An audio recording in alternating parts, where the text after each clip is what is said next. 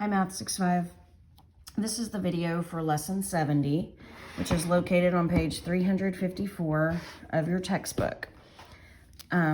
This one, we've kind of touched on the things in this lesson before because it deals with decimals some more. We're going to be working with decimals in a whole lot of ways for the beginning of this semester at least.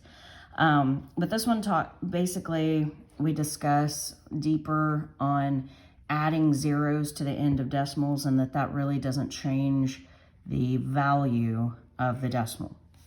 Okay, your practice problems for this lesson are located on page 356. And you've already done your time test. This lesson is for Thursday, January 28th also. So you've already done your time test if you did the lesson 69, time test. You've already done that, so you don't have to do another one for this. This would be in class. We would do, on Thursday, we would do 69 and 70 together. Okay? All right, let's get started.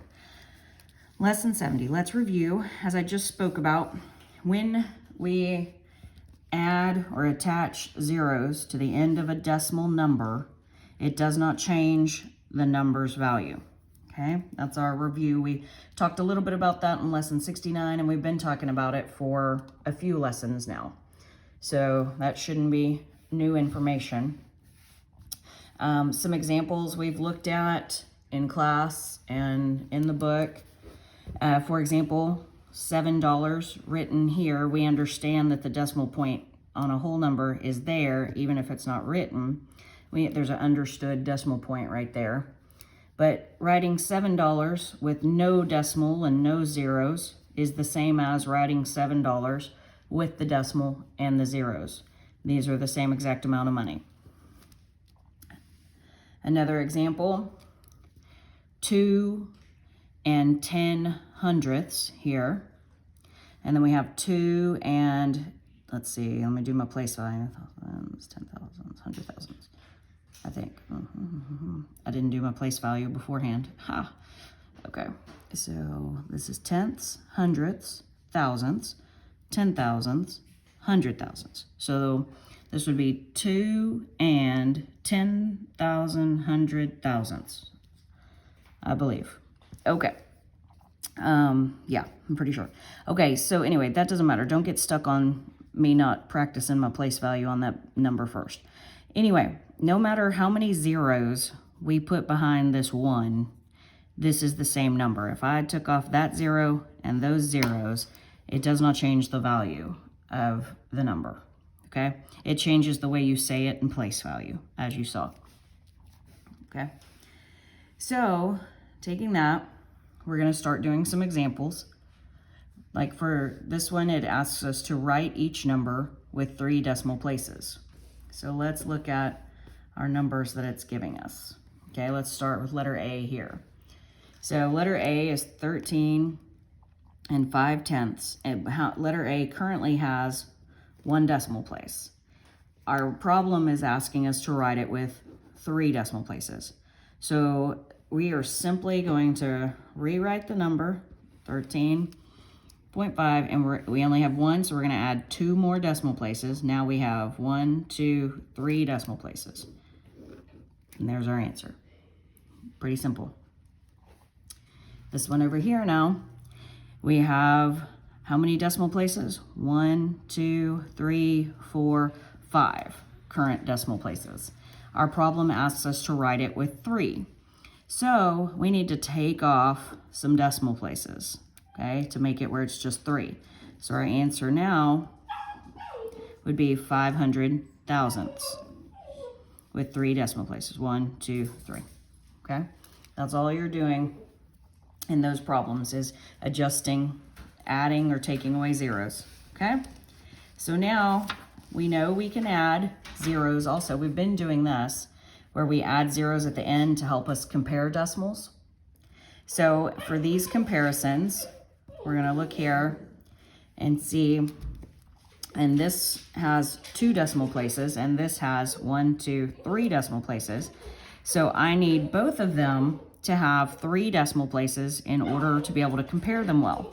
So using the principle we just used up above, I'm just going to add some zeros to give them an extra 0 here will give this 3 decimal places, and this already has 3. Okay, so when I do that, now to compare, we know when we compare, our options are less than, greater than, or equal to. So when we compare that, we see that these two numbers are equal. Putting them in the same amount of decimal places helps you know that they are equal. Okay, it makes it really obvious then. Please ignore my dog scratching and whining at the door. My husband just got home, so she's trying to get him to come in the house. Okay, so now I have another comparison problem. This has 1 decimal place, and this has 1, 2, 3, 4, 5 decimal places. So the easiest way to compare it is to make them in the same amount of decimal places. So I'm going to move this to 5. So I'm going to add 1, 2, 3, 4 zeros there. And then I'm just going to rewrite this number, 1, 2, 3, 4 zeros there. And then I see that the numbers are the same again. So these numbers are also equal. It's just easier when you can put in the zeros and have the same amount of decimal places to compare. You want to be really careful. Remember, in any decimal number, you have to pay attention to where that decimal is located. It's kind of like a landmark. Because if this number was written this way, this problem, you see the decimal and then a 0 and then a 2, the problem would be a totally different problem. So you have to pay special attention to where those decimals are located. It's your landmark to know where you can add zeros. You can always add zeros after, but you cannot add a 0 before and it be the same number. This number right here is different from this number. Okay, so be sure that we're paying attention and adding the zeros after the decimals, not in between a number and the decimal. Okay, all right, let's go on to some more examples. So this, we're going to apply this to money. Also, when I first started the video, I told you, that the $7 with no decimal places was the same as $7 with 2 zeros and 2 decimal places. And we have to remember there's 100 cents and a dollar, so $7 is the same as 700 cents also. So if we can remember all 3 of these numbers, I have the equal sign between them, and that's just the way of saying $7 with no decimals is equal to or the same as $7 with 2 decimal places of zeros, which is the same as 700 cents. Okay, that's all those equal signs mean there. So we have to remember that going forward and see what we need to do here. All right, so when a problem asks you to write each money amount, and pay attention to the instructions, this will be very important, both in cents form and dollar form, okay? So we're gonna have how many answers to this problem? We're gonna have 2 answers to each problem like this, okay? So let's look at our first one is 3 cents. So I know I have to write it 2 different ways.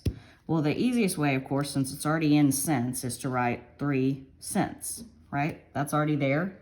That's easy. And I know that when I have money, I have 3 cents there, okay?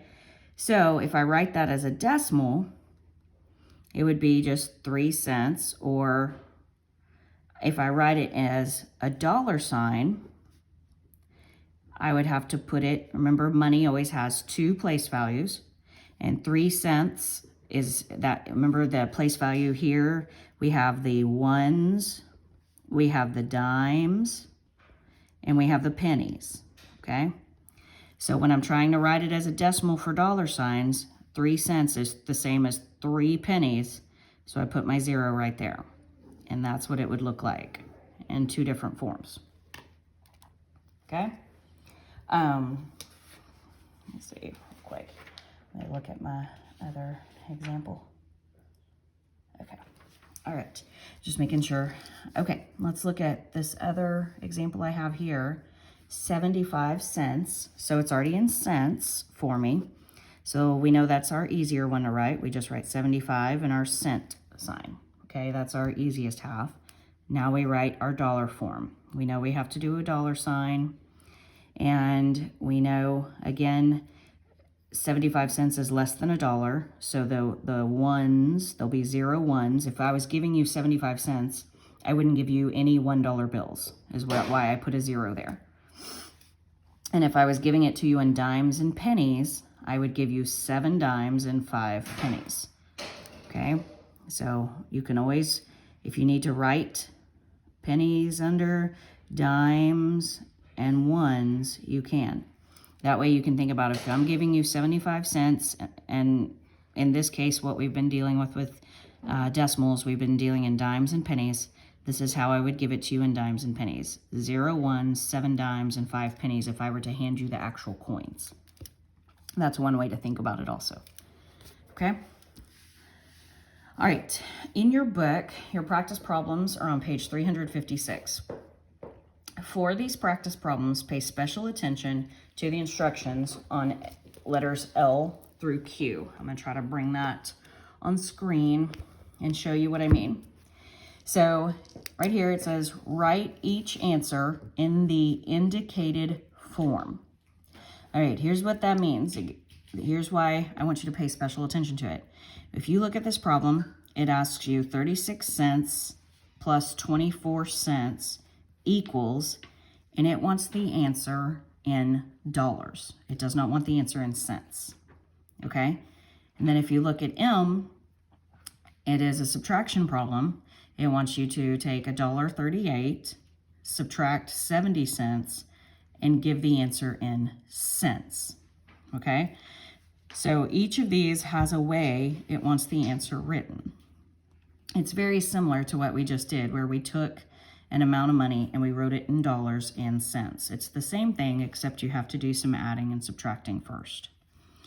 On the multiplication ones, it's the same thing also. You just have to do your multiplication first. So I'm going to do one of each of these. Okay, letter L. Letter L, again, as I just showed you in the book, is 36 cents plus 24 cents, and it wants the answer in dollars. So we have to pay special attention to that. So let's start in our ones column. 6 plus 4 is 10. Carry forward our 1. 1 plus 3 is 4. Plus 2 is 6. So if I looked at that, it looks like it's 60 cents. If you answer this problem in cents, your parents could count it wrong because the question asked for dollars. So we have to take that 60 cents, just like we did up here, and put it in dollars. Now we know if I gave you 60 cents in dimes and pennies, I'm not giving you any dollar bills. So 0 ones. I'm going to give you 6 dimes, and I'm going to give you 0 pennies, right? So that is how we would write 60 cents in dollar format. Okay, I'll do one of the multiplication ones also. So let's look at, this will be letter P on your practice problems right here, okay? P is 7 times 65 cents. So I'm going to write that, I'm going to take it and I'm going to write it vertically because that's the easiest way for me to multiply. So 65 times 7, and I'm going to write it that way, okay? 5 times 7 is 35. Carry forward my 3 to my tens column. 6 times 7 is 42, plus 3 is 45. So my answer is 455, okay? Now, my problem tells me, let me come back to my problem and bring that back on screen. The letter P, multiply, write each product in dollar form. So with dollar form, I look at this and I say, okay, right now I have 455 cents. If I write it like this, but that's not what my problem asks for. My problem asks for dollar form. So I have to change this to dollar format. And we know 455 cents is the same as $4, 5 dimes, and 5 pennies. Money has 2 decimal places, okay? So that's how you would write that, okay? So that is, that's actually practice problem P, and then we did L together. So the practice problems for lesson 70 are on page 356. Okay, guys, if you have any questions, have your parents contact me, and have a good weekend. There'll be more videos for Monday's classes coming soon. Bye.